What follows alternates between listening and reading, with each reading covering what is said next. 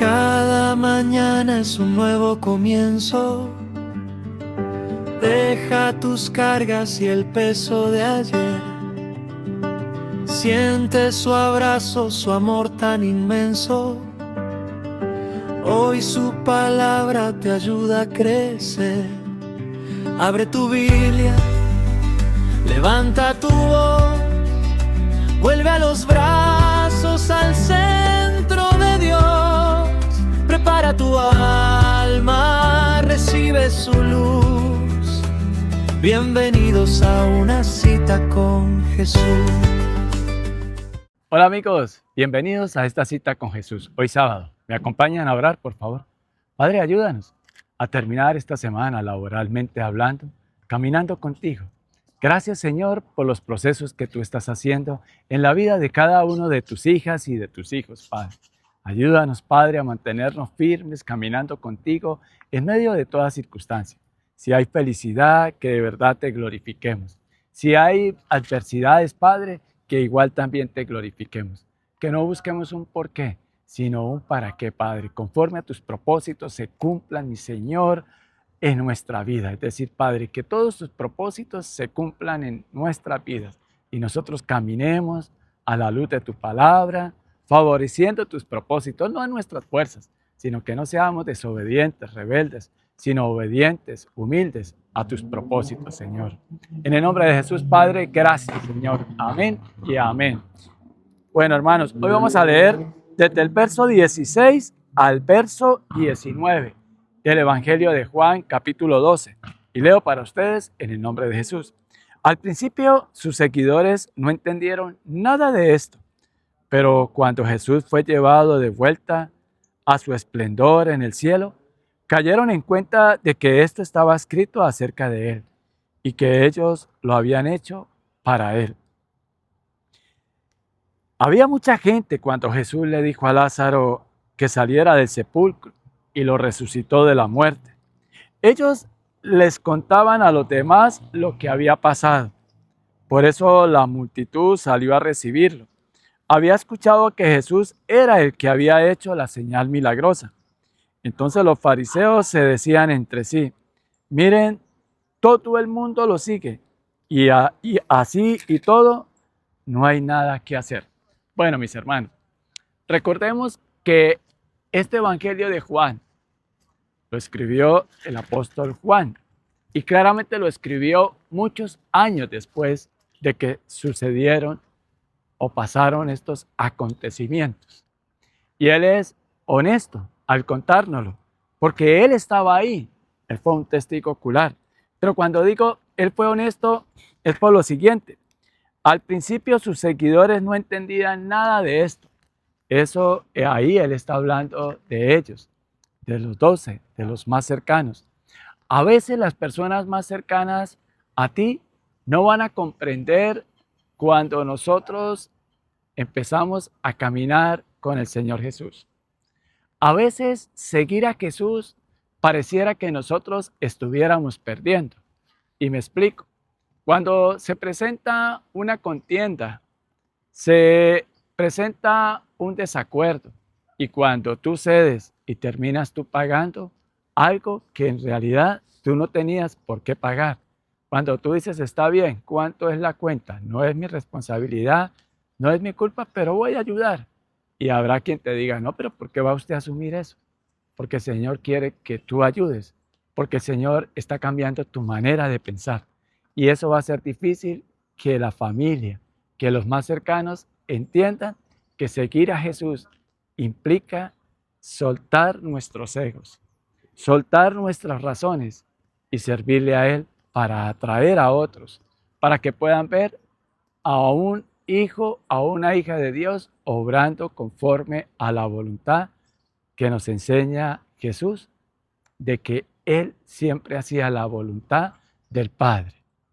Entonces, cuando conocemos a Jesús, nos es más fácil obedecer al Dios Todopoderoso, al Dios Padre, guardando las proporciones, porque nosotros muchas veces fallamos, pero el Señor Jesús en nada falló.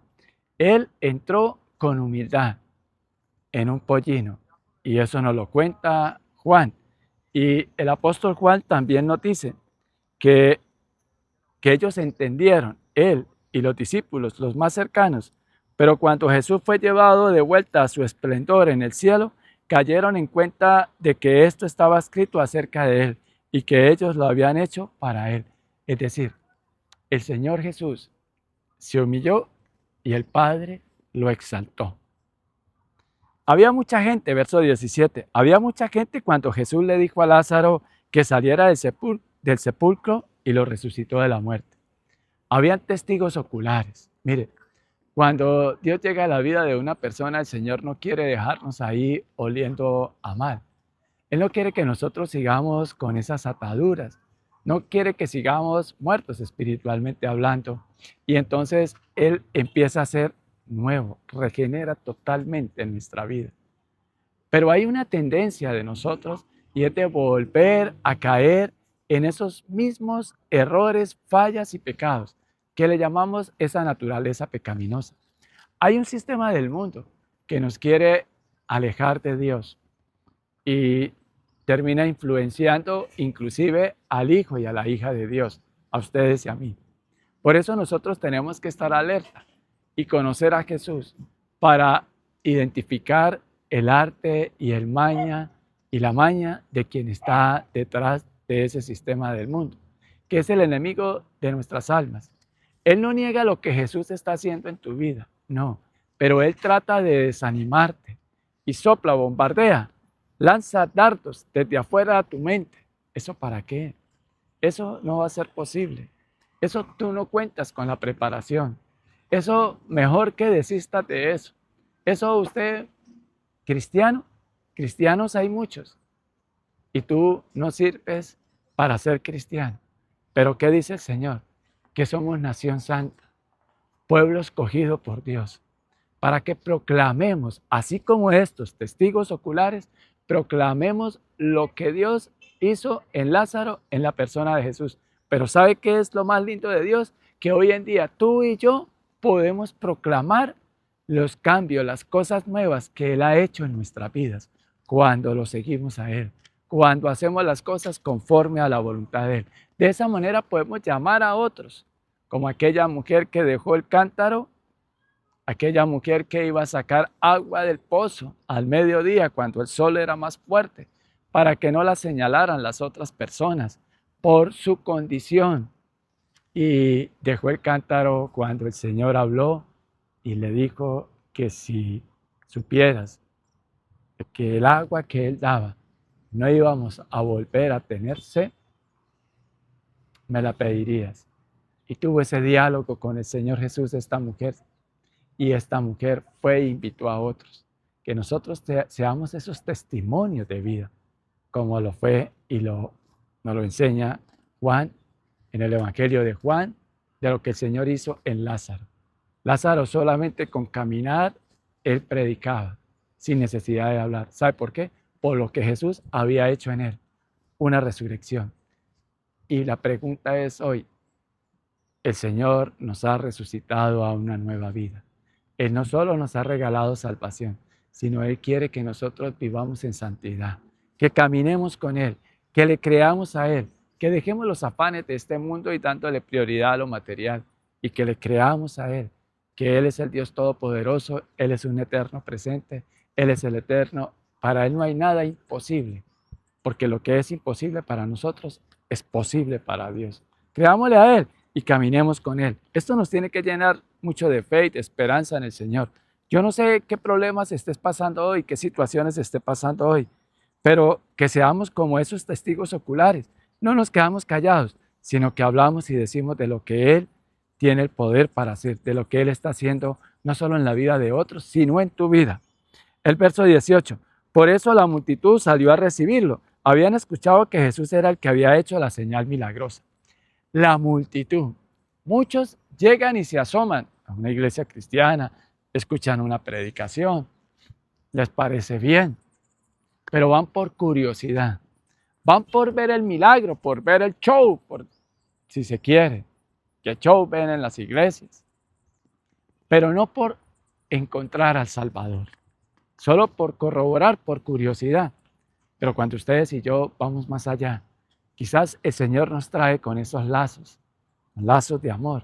Quizás llama nuestra atención con un milagro, pero que nosotros le demos la gloria a Él diciendo, fue Dios quien me sanó, fue Dios quien lo hizo, porque Él es un Dios justo, Él es un Dios de amor, Él es un Dios que quiere sanar y salvar a todo el mundo, porque de tal manera amó Dios al mundo que dio a su Hijo unigénito. Sí, Él vino a salvar y a sanar a todo el mundo, porque el sacrificio de Él, del Señor Jesucristo en la cruz, de dar su vida y derramar su preciosa sangre, es por toda la humanidad. Pero dice algo, ya les digo, el verso 19, entonces los fariseos se decían entre sí, miren, todo el mundo lo sigue, así todo, no hay nada que hacer. Es decir, el Señor vino a sanar, a salvar a todo el mundo, porque Él ama a todo el mundo, pero dice la palabra de Dios, que de tal manera amó Dios al mundo que envió a su Hijo unigénito, para que todo aquel que crea en Él no se pierda y tenga vida eterna. Creer, recibir sus enseñanzas, vivir conforme a la voluntad de Dios, son las evidencias que damos personas que hemos sido salvados por la obra que el Señor Jesucristo hizo en la cruz. Esa es la gracia. Nosotros no tenemos que hacer nada para recibir ese regalo de salvación. Esa obra la hace Dios en la persona de su Hijo amado Jesús, de enviarlo a dar su vida por nosotros, para que ese castigo que el Señor Jesucristo recibió allí en la cruz satisface lo que el Señor pide, lo que el Dios Todopoderoso pide. Porque la ley decía que sin derramamiento de sangre no había perdón de pecados. Y no es que hayan sido pasados por alto nuestros pecados. El justo paga por los injustos. Él paga por el mundo. Por eso, amigo, lo único que tenemos que hacer nosotros es recibir ese regalo. Es confesar que Jesucristo es el Hijo de Dios. Recibirlo como mi Señor y mi Salvador. Pero esa oración de fe no salva. Lo que salva es la obra que el Señor Jesucristo hizo en la cruz. Pero las evidencias del salvo, como nos muestra Juan, es entender esa obra en la cruz, aceptarla, recibir esa justificación. Él es quien nos justifica. No son nuestras excusas, no es nuestro criterio, no es nuestras buenas obras lo que nos justifica, no es el cumplimiento de la ley que nos justifica. Por el contrario, la ley nos muestra qué tan pecadores somos nosotros y nos impulsa a acercarnos de verdad a Jesús y a acogernos a esa obra redentora que Él nos ha comprado a precio de sangre, para que caminemos con Él y no sigamos el sistema del mundo. Aquí los fariseos hablan del mundo, porque para ellos todos los que no eran judíos eran gentiles del mundo y estaban condenados. Ahora en Cristo, la gracia del Señor Jesús nos salva. Y lo único que tenemos que hacer es recibirlo a Él como el Señor y Salvador de nuestras vidas. Pero claramente recibirlo no es una confesión de boca, de labios y de oídos. Porque el Señor nos dice, este pueblo me adora y me alaba, pero su corazón está lejos de mí. Este pueblo me alaba, como esta gente. Hosana, el Hijo de Dios. Hosana, el Rey de Israel. Pero querían era alabarlo a la manera de ellos. Que les quitara ese yugo opresor de Roma, pero que les dejara llevar una vida como ellos quisieran. Porque es difícil nosotros, como humanos, rendir nuestro ser ante Dios. Porque siempre nos creemos en nuestra propia lógica. Porque siempre nos buscamos excusa para hacer conforme a nuestra voluntad. Porque siempre nos justificamos en necesidades y en circunstancias. Y nos es difícil vivir en la verdad. Por eso necesitamos de un Salvador, que nos salve de todas esas prácticas de pecado, que nos salve nuestras almas. Y Él nos da libertad para que le digamos no al pecado, porque Él vence no solo la muerte, sino el pecado. Recuerdan que la Biblia dice que ni lo alto, ni lo bajo, ni lo ancho, nada nos separará del amor de Dios, ni la muerte, ¿Sabe por qué? Porque eso simboliza la gracia de Jesús. Y todo lo que tenemos que hacer es creerle y vivir conforme a la voluntad de Él. El reto es eso, vivir conforme a la voluntad de Él, acercarnos, sentarnos a la mesa, porque Él nos ha invitado a la mesa, a que vivamos en comunión con Él. Vamos a orar y a pedirle eso al Señor. Padre, te damos gracias porque tu palabra siempre está edificándonos y tu palabra está bendita en ti, mi Señor Jesús. Ayúdanos a caminar contigo, que no seamos solo oidores o solo predicadores de tu palabra, sino hacedores de tu palabra. En el nombre de Jesús te lo rogamos. Amén y amén. Muy buen reto para cerrar esta semana. Esperamos que la palabra haya sido de bendición para tu vida. Muchas gracias por oírnos. Te invitamos a nuestra congregación todos los domingos a las 10 de la mañana. Estamos ubicados en la calle 14, A número 2, E-100, Los Caobos. Te esperamos.